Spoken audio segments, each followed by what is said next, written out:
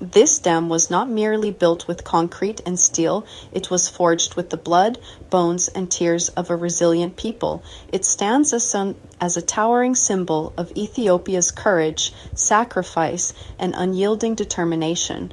But let us ask, who carried this burden? The answer is simple: every Ethiopian did. From the highlands to the lowlands, from elders to youth, this achievement belongs to all. Congratulations, Ethiopia. We have taken a historic step, but our journey is just beginning.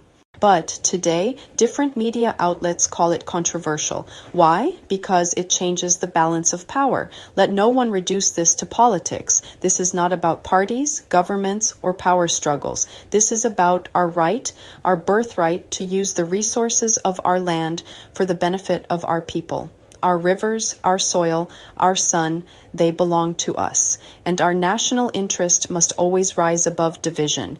Yes, we have challenges, but we face them together, united in purpose and hope. I'm immensely proud to be part of the generation that turned vision into reality. We faced resistance. We were met with doubt, pressure, even hostility from those who feared our rise. But we stood firm. We paid with our sweat, our spirit, and our sacrifice.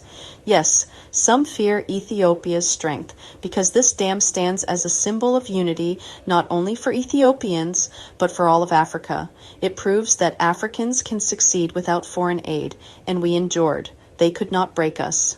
Egypt has 99% access to electricity and clean water, so why not Ethiopia?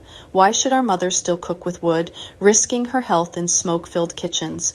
Why should our children grow up in darkness while others flourish? We deserve light, we deserve health, we deserve dignity, and we will claim it.